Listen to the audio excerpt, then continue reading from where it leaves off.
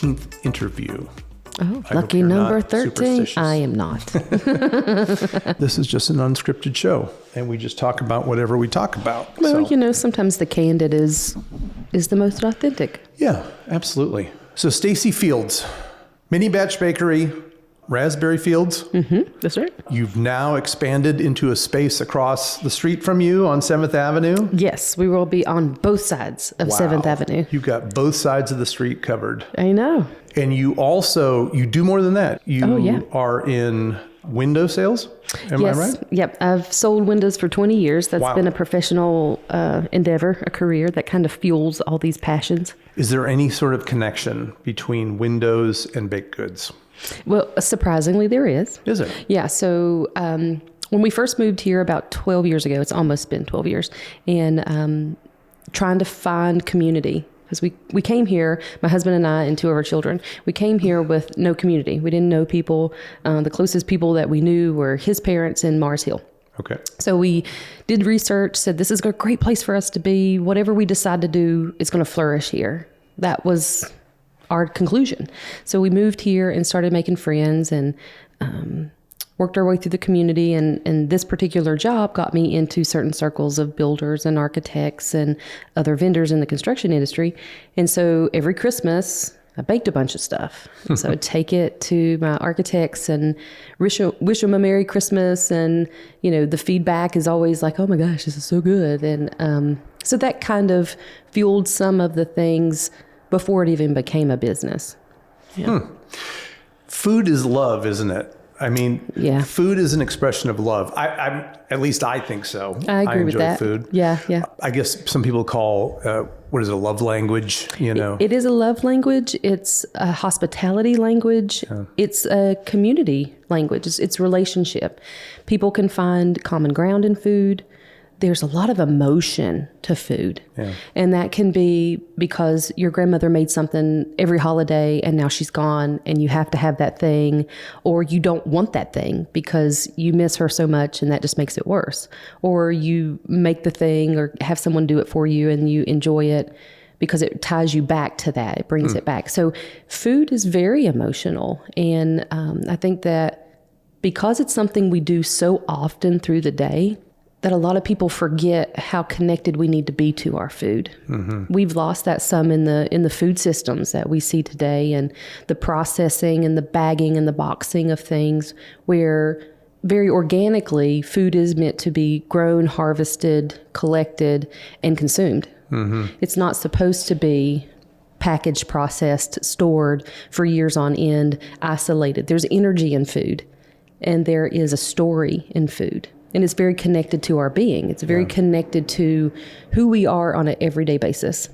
It's life-sustaining, it's community, it's language, it's love, it's all those things. I spent half my life in Savannah, Georgia, and one of the best restaurants there, it's a foodie town. One of the best restaurants there is a Mrs. Wilkes boarding house, where you sit down at a community table with complete strangers, and someone just keeps bringing you food, fried chicken, and the whole 9 yards. That's right. And it's such a weird concept now to think that you would sit down with complete strangers and eat, but that's sort of what we're missing from our society in a way, isn't it? Absolutely. Yeah. If you walk in a bar and you're like, oh, there's a seat at the bar, and you have that panic or that hesitation to go, oh, I might have to talk to someone, or you walk through the store and you're like, I'm just here to get my TV dinner and go home, or order my Chinese. You're right. We are losing some of our relationship building, very basic synergy among humanity because we're not connecting over food with strangers. Yeah. And now everything is fast food, prepackaged, processed, and it takes all the human element out of that, doesn't it? Yeah, and don't even think about what you're doing. Yeah. Grab the coffee, slam it. Grab the fast food, slam it, because you're too busy. You've got something else you've got to focus on. And that's removing our mindfulness.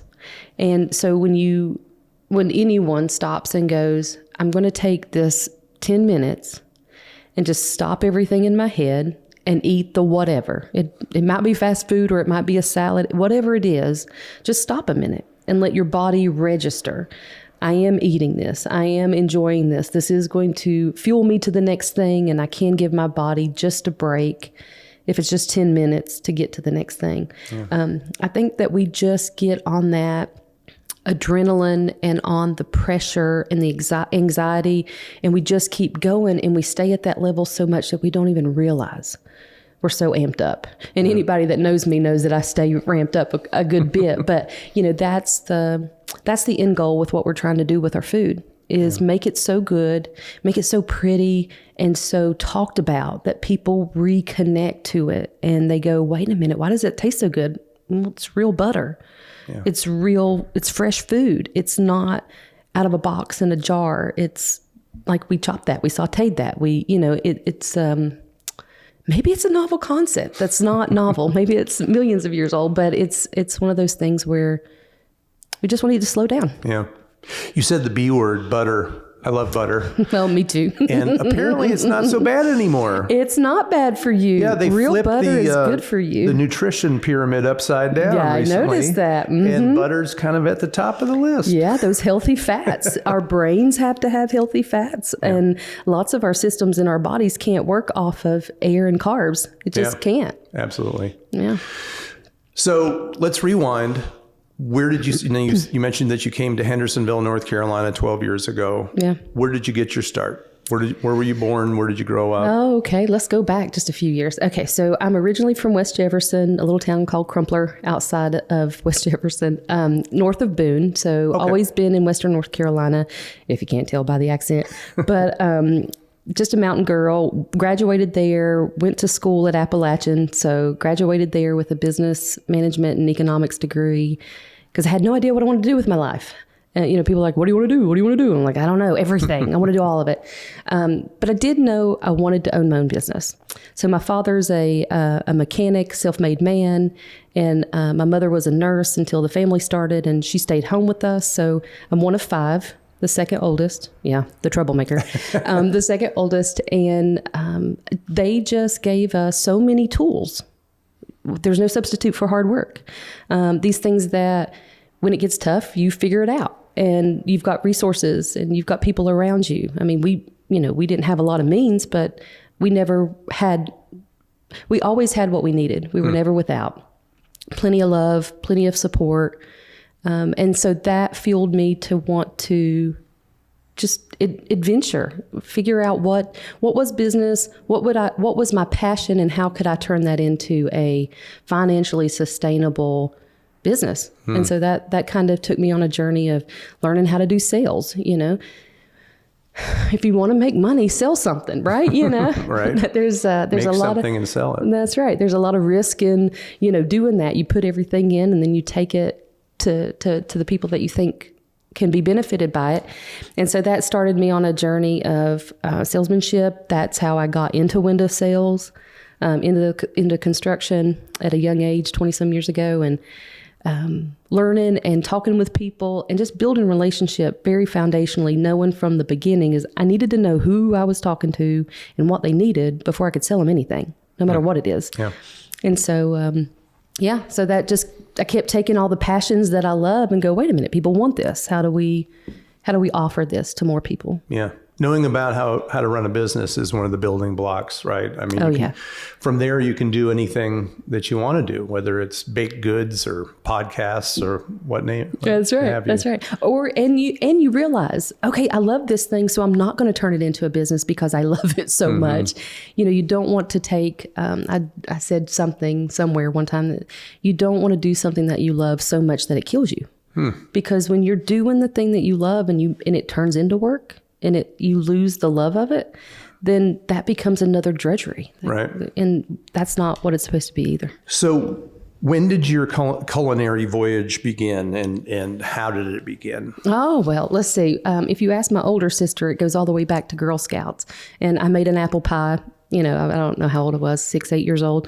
And maybe it was 8. That's probably closer to the right age. She's really good about numbers and age and dates. I'm terrible at it, but we'll call her and ask her, hey, I'm phoning a friend. What's the date? But I made an apple pie and won a ribbon for it, and she's like, how did you do that? You just threw stuff together. And I'm like, yeah, just tasted good. So no professional training that I have personally, and just loving to see people pleased, comforted, appreciated, thought of, seen with food. And so this is a gift. This is something I made and I'm giving it to you. That just lights me up.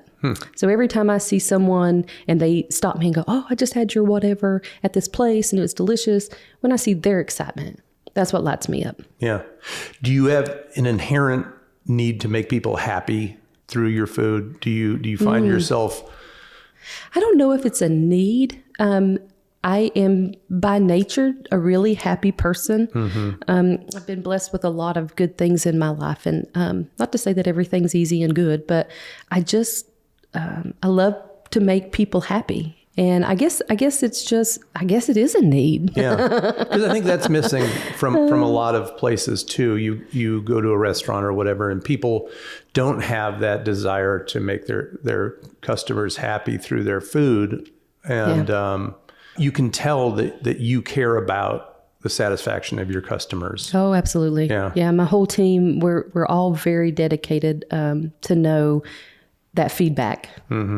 How much did you like it? What was good? What was not so good? What can we do better? Yeah. So when did you first put together the concept of having a business background and cooking and baking? When did you first start the business? So when we moved here, we rented a house and my husband and I decided, well, we'll just look around. We'll see what's here, where we want to be in the county, what makes sense. So it took us about 2 years of looking to find some property out in the Fletcher area. And it's a little community just north of the county, and it's called Good Luck. Like the literal community is called Good Luck, That's North awesome. Carolina. I know, we had no idea. Even when we bought it, we had no idea. It took us about a year or so for one of the neighbors to mention it in conversation. And I was like, wait, what? Say that again? Like this literal ground is called Good Luck. And she said, yeah, didn't you know that? And I was like, yeah, whatever. I don't believe that. So I got some maps and started looking, and she was correct. And so I've got a little topography map that we have out at the farm, and it has Good Luck on it. And so that's why our labeling for the Raspberry Fields products has Good Luck, North Carolina on it. So we found the property. It was a few acres more than what we just needed to build on or start a home on. And so we're like, oh, we'll just grow something. How hard can it be? So my husband and I have some very basic agricultural background, and we read a lot and thought, well, I can YouTube this, I can TikTok this. How hard can it be? We're all experts until we're not. With YouTube. That's right. So we started with that. We started with the raspberries, started going to farmers markets. A couple of years into that, I'm like, oh, I don't see anything here at the market that, people are asking for food. People always buy food when they're in a gathering. At a festival or whatever. Most people just come to buy something to eat, and then they look and leave. So farmers market started with 6 loaves of bread and a couple of muffins. And what else could we make that looks pretty with raspberries? It was all about promoting the raspberries. Here, buy this jam. Here's bread to go with it. So I guess 3 years we did the Henderson County Tailgate Market, and then the city opened their farmers market down here on Maple Street in front of the depot. And so we've been there since 2020. So I guess we're getting ready to start season 6 with that. So It was a slow progression of just looking around. What do people need? Here's a few. And, that market was fairly small. And some Saturdays I would show up. I've worked all week. I took half a day on Friday, baked everything, loaded up the car early Saturday morning, threw it out of the trunk and stood there and brought it all home with me, talked to people, but brought it all home. Yeah. And so with each step of this whole process, I've had these moments where I've stopped myself and go, what are you doing? Why are you doing this? Is this the thing that really you should do that? And so that's why I go back to that statement I made is don't do the thing that kills you, the thing that you love until it kills you. Because I was taking something that was very heartfelt, something very me, and offering it up and being rejected. And so that's hard. When you want to love on people and they don't want you to love on them or they don't reciprocate. And so when you continuously, and I guess that's a life lesson, but when you continuously put yourself out there, you will get hurt, but you will get joy too. And you have to take the risk. You have to know that the risk is worth it. That's incredible. it's a metaphor. What you're producing is kind of a metaphor for life and love and all that all combined. And is that about the time that you knew that you needed to move into a space and have a commercial kitchen and sort of take it to the next level? Yeah. So when you start something like that and you got people in the household, you get your daughter and you get your son, you tell your husband, okay, these are the things y'all need to do. And everybody's in it, everybody's part of it. So we certified the home kitchen. We all were working on the farm to get it started and get it going. And, the sweat equity from all of us to throw in on it. And, I should think we should do it this way. And I'm tired of doing that. All the things that when you struggle with something with your family, you're building that bond. So we did it. We started it that way. And then the kids got a little older and they were like, this is not necessarily what we want to do.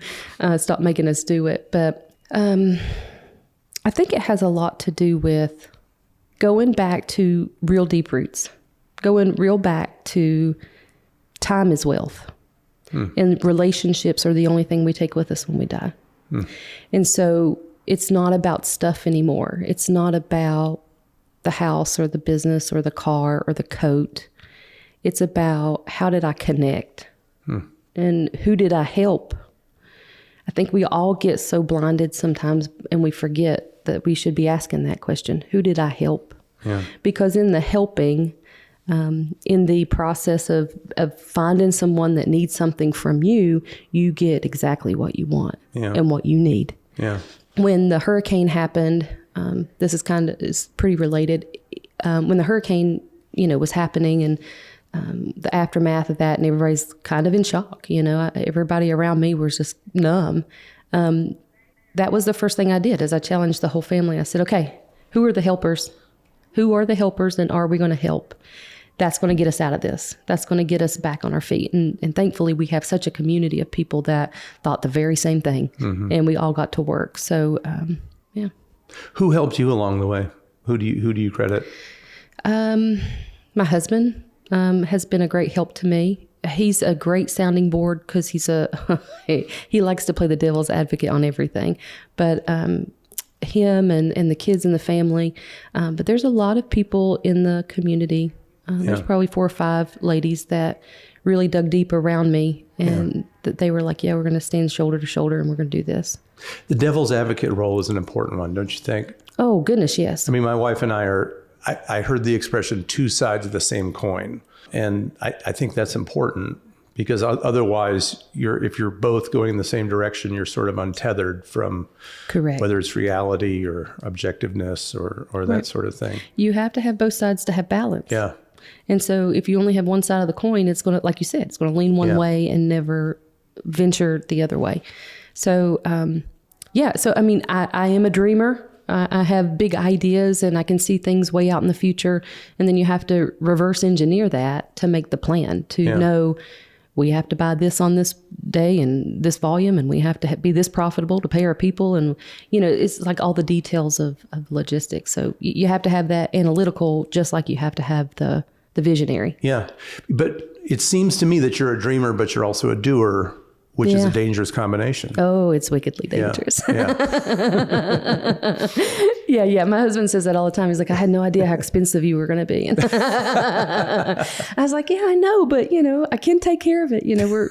I'm not asking you to fund it, but yeah, if you see a goal, want a goal, I have worked a lot of times through my life with upsets and things that have prevented me from capturing the goal that I wanted, that I have captured and adopted the mantra of fail forward. Oh, that didn't go well. What can we learn? Yeah. We don't need to do that again. And so accelerating into the failing forward is you can make the mistake and fix it quickly and then move forward to the next thing. Yeah. So it's in adversity though when you really learn the most, isn't it? And when your character is created. Yeah. So you mentioned your husband. Tell me about your family. Okay. So, you were asking me, sorry, that was the other thing I wanted to say about how do we move it from the house, right? So we have 2 daughters and 2 sons. So Chris has Ashley and Jacob, and then I have Lydia, and they are all older. They're 20 years old and up, and David is 4. So we had David in 2021. Whoops. And that's no whoops. No whoops. It was totally the cool thing about that is 8 years before he arrived, we both had dreams about him. About him coming. So it was just something of not an if, but a when. And so we had a journey with that, with infertility and growing through that and trusting that God had a plan and he was going to make sure that the plan was completed. And so that's another part of all the things that I do is there's a huge faith-based in all the decisions that I make. So when he came in 2021 and, everybody's doing all the things and the living room is the storage room and the dining room is the packaging facility and, the pantry has, 50 pounds of flour in it all the time. Everybody's like, okay, there's just not enough room. We just don't have enough room in this house for everybody. So we're like, okay, well, pros and cons it. We'll leave the bakery stuff here. We'll leave the baby here. I guess the baby wins. The baby gets to stay. So, and that's what sent us out to the brick and mortar and on that journey of, now we have a brick and mortar to pay for it. Let's do it. Now, I said whoops because I myself am a whoops baby. Oh, yes. So you know how much you're loved. Yes. Yeah. Well, sure. Yeah, I'm 8 years younger than my next sibling. And I kind of feel like, I don't feel like I'm sort of the youngest child. I feel like I'm sort of an only child in a way. I understand so it was part of my development. Yeah, I get that. Wow. So that's incredible. And the faith helps you kind of make sense of all these That's right. crazy things that life throws at you, that there is a higher purpose and there's a reason for the things happening the way they do. Oh, absolutely. Yeah. And we've been fortunate that 2 of the older children have been able to be with us and have been very bonded to David. So he's very close to two of the 3. The third one lives a little further away and has her own family. But, it's so wonderful to see those connections between the kids being that far apart. But there's so much goodness to the struggle. Life is struggle. Mm-hmm. And the sooner that we all accept that, the easier that it becomes. So it's struggle, but it doesn't have to be hopeless. Yeah. And sometimes life is hard, and sometimes it's harder than others, but there's always hope. And that is my driving force in why we love on people so hard through food, is that there is hope. Yeah.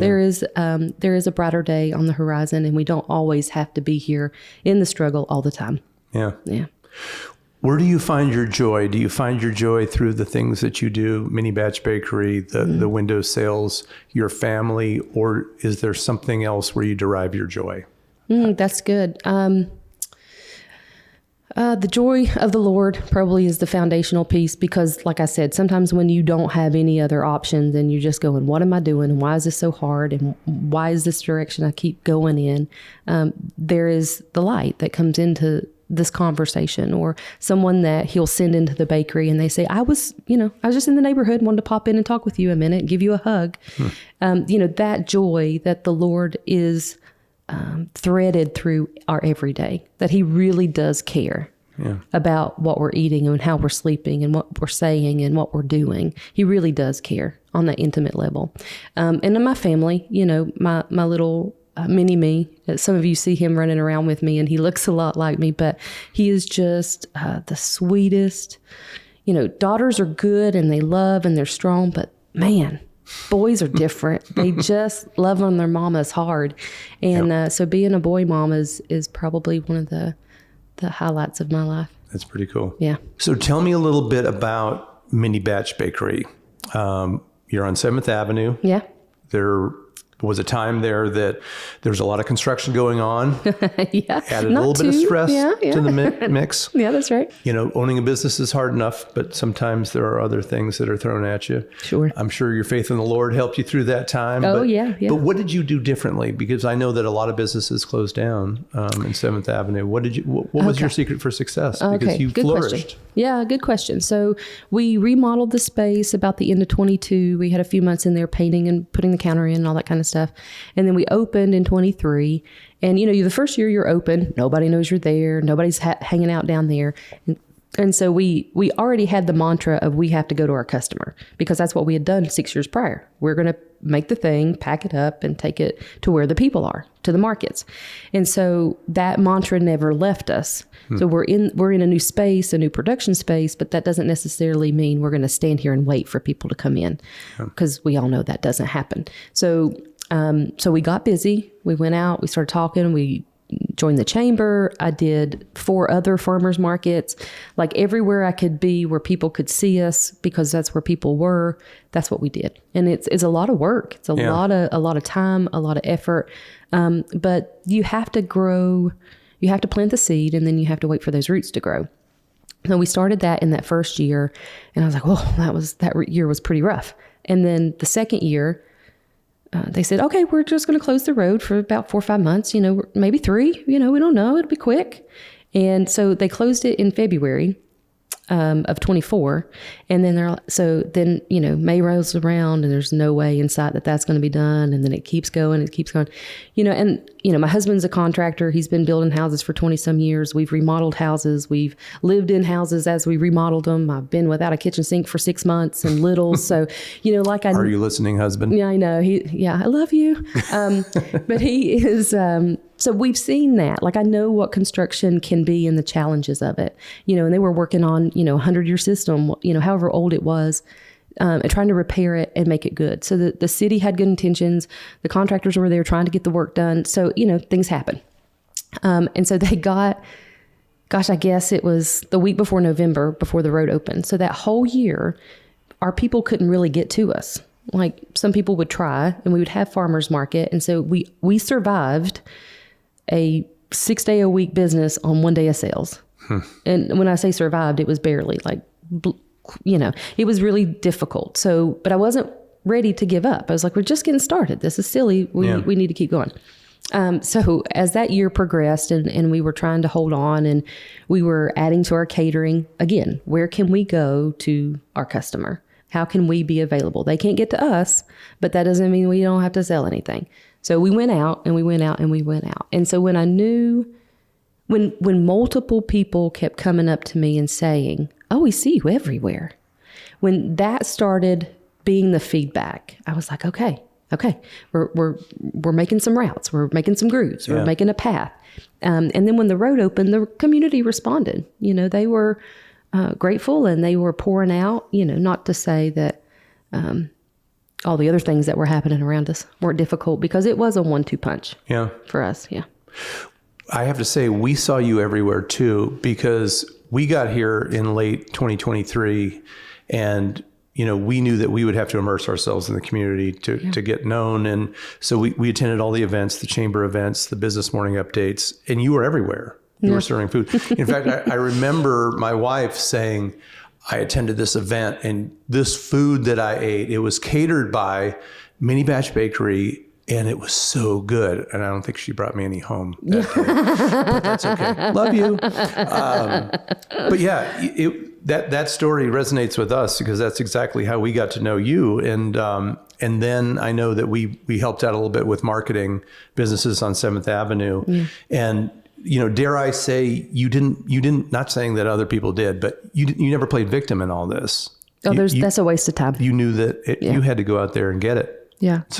Sometimes things are handed to you that you didn't cause, and you didn't, but life says, well, what are you going to do with it now?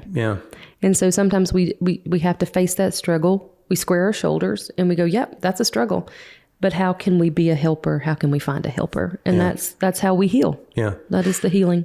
You said you're a mountain girl. You're from Appalachia yourself. But you moved to another area of Appalachia. And what was it like being an outsider in your own region, but in a new town? Oh, gosh, that's a good question, Nick, because the community I came from, I had been there 32 years. So from like 0 to 32, that, I left my people. And so the best my husband could do was get me a little further south, still in the mountains, sort of, I don't consider us here in the mountains, but close enough. It was good. And we just love the community. The people that outpoured and the candid conversations that we had with people, because we're starting from ground zero. So we want to find quality people. So we didn't fuss and muss about it. We didn't come in and try to paint a picture, pose ourselves and say, where can we position ourselves the best to receive the most? We just started looking for authentic people. Yeah. That's a great way to do it. Because you're providing them with a gift. I know that money changes hands. They pay you for your product, but the sum is greater than the parts, or whatever that saying is. Yeah. You're giving them more than what they're paying for. I feel that way sometimes. Don't you think? I do, because not only are they receiving the thing that they're going to enjoy and share with their family or their whoever that they're going to take it with, or eat it all themselves, whatever. They are also supporting all the families that are at Mini Batch Bakery. Yeah. The ladies that help me and me be able to provide the benefits and the things that literally keep their lives going. Yeah. So it's it ripples through. Yeah. Buy local. So you came into the community, but you came bearing gifts, essentially. Yeah, I think so. I think that's what we're called to do. Yeah. Yeah. Yeah. So you got a piece of property across the street from you. What are your plans for that space? Well, that kind of tumbled in our lap. We were discussing renting that kitchen from the previous tenant for a couple of days a week to expand some of our catering and some of our production that we had incubated in the bakery. So if anybody's been in the bakery and seen how small it is, you're like, how do you do all that stuff in here? Well, it's magic. I can get 5 pounds, in a 2-pound bag, I can do it. But so we started with that conversation, low risk, no real commitment. And then it tumbled into, after a 3-4 month conversation, into I'm signing a 5-year lease. And that is a huge step of faith. Yeah. And, with numbers, with demographics, with calculations, with, forecasts and all the things that justify the step. But it was available to us. The door opened itself. And I laid it down. I took the lease and I laid it down in front of my husband. And I said, read through this and tell me what you think. I will say yes or no based on your yes or no. And, it just all fell into place. Wow. And I literally sat down and read so much scripture about waiting. Just sit down and wait. And waiting on the Lord, He can do the thing. He will do the thing. But you got to get out of the way sometimes. Yeah. And that's kind of how this started. So I don't know what big plans He has for this space. It's bigger than what I can imagine, I'm sure. Does it scare you? Oh, yeah. Yeah. Oh, gosh. We are creatures of flesh. So some days I'm bopping around on cloud nine. I was like, oh, look at this space we're going to have. We're going to be so hospitable. People can come in and sit down and have coffee and do the things. And we've got this back room so small people, small groups can come and sit and relationship. Like it's everything that runs through my veins. And so I get real excited about it. And then there are some days I wake up and I feel the weight of it, like the responsibility, because the business side of me says, you got to pay the rent. You got to pay your people. You got to, order the things. You've got to lay out this kitchen the right way. And it tumbled so fast that it's overwhelming some days. But you are a dreamer. So you see the finished product in your mind, whereas some people can't. I can absolutely see every bit of it over there. What is that finished product going to be called? We're going to just keep a derivative, so it'll be Mini Batch Cafe. Mini Batch Cafe. Mm-hmm. Yep. So breakfast and lunch. Yep. 7 to 3. Good coffee. Excellent coffee. We're going to have all the fancy coffees. Can you give me an idea of the menu? Oh, yeah. We're going to take everything we're doing right now and, of course, transfer that over. And we'll probably add a couple of seasonal pieces here and there just to get started, because we take what we're already doing, flex our toes a little bit because we've got a little bit more space to do it, and just see what the demand is, what people are saying to us. We've talked about having a baked potato, in like a little bar. We've talked about having specialty foods and different things that we're not seeing in the community. So we don't necessarily want to replicate anything that anybody else is doing, but we want it to be a taste of Henderson County. So we want it to be authentic in the people that are here, both that have been here for generations and people that are coming with their own flavors and tastes of things. So we want people to feel like they are at home in Henderson County when they come in the door. That is so cool. Yeah. And when do you expect those doors to open? So right now our goal is April. We shall see how that works out. But if we can get that all in place and we can have a dry run, if you will, a soft opening in April, then that will help us be ready for the summertime and the market season where there will be lots of people down there. So we'll see. Stay tuned. That's tentatively the goal. But if I need to wait a little longer, it might be fall, but we'll see. Yeah. There are no road closures planned this year. Not that I'm aware of. Okay, good. No one has told me. They're not sticking a roundabout right in front of your store or anything like that. No. Well, you know who you can expect to darken your door when you first open. Oh, yes. That would be me and my wife. Yeah, it's fully intend to see you guys. And I remember the first time that I met Tiffany, it was one of the ladies after hours. It was a chamber event, and I had brought some stuff in, and she had come up to me and spoke to me, and she made such an impression because of her kindness. She is just wonderfully kind, and I'm like, we've got something to do together. Little did I know what would unfold, but so I try to note people and their energy. Yeah. Full disclosure, my wife helps Stacy with her social media at Mini Batch Bakery, and maybe soon to be Mini Batch Cafe as well. Yeah. Yeah.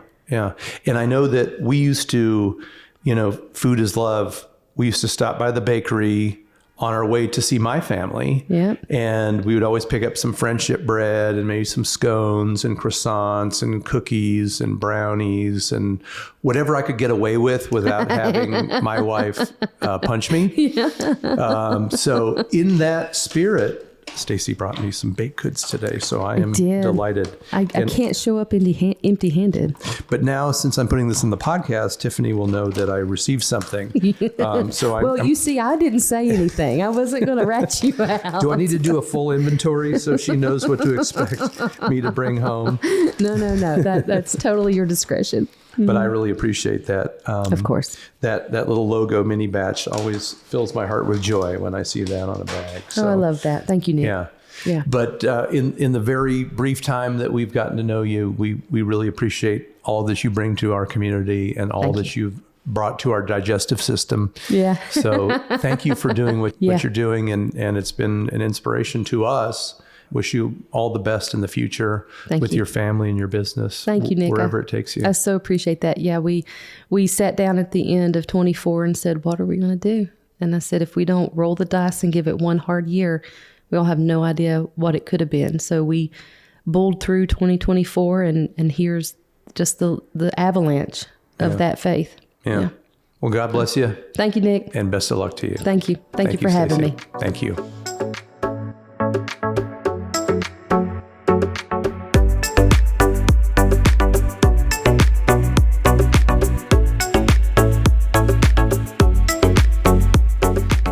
The Kudzu Project is made possible by the Lucy Agency, helping businesses across the South grow deep roots and stand out.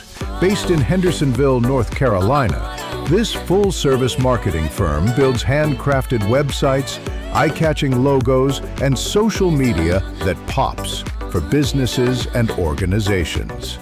Because if your story's worth telling, it's worth telling right. Learn more at lucyagency.com.